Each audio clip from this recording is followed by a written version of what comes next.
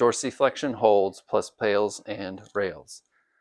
To get into your dorsiflex position, you can use a yoga block, a foam roller, a rolled up towel. You can just prop your foot up against a wall if that works good for you. I'm using a plate here that's about 4 inches of a lift. I put the forefoot on the top of the plate and I keep the heel in contact with the floor. From there, drive the knee forward. Let your knee bend.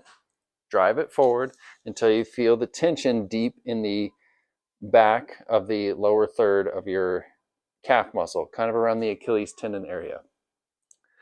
If you are doing a long duration hold, this is where you would pause the video, go ahead and hold for the duration that you need, and then press play again when you're ready to roll into PAILS and rails, because I'm just going to go straight into those now.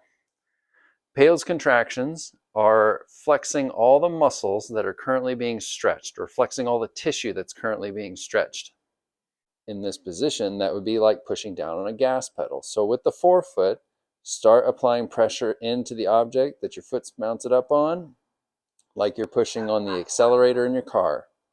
You're going to gradually ramp up from a 1 on a scale of 10 to a 2, to a 3, to a 4, a 5, 6, 7, 8. That's where it gets pretty shaky for me. A 9, a 10. You're pushing on that gas pedal as hard as you can while staying in your stretch. Your heel stays planted.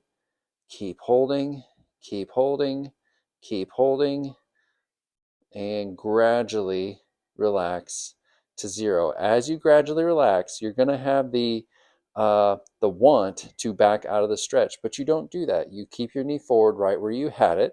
Nothing has moved, just the muscles have relaxed. Now we do rails, which is the opposite of what we just did.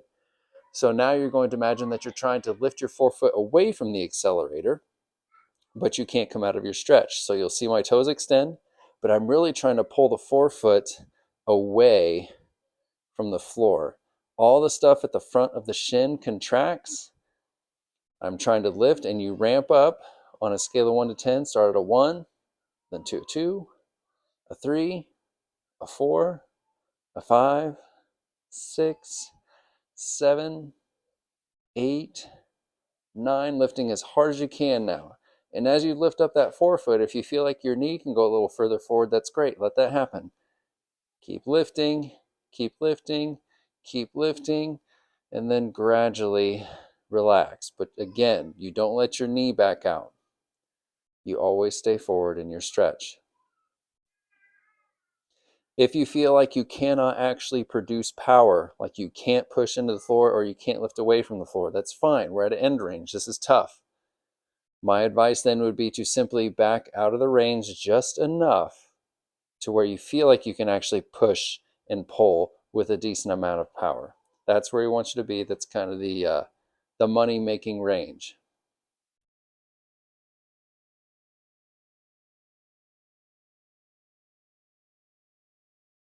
If you are cycling through PAILS and rails more than once, make sure that you stay in your stretch between them. You never, ever back out until you're totally done with all of your cycles of PAILS and rails.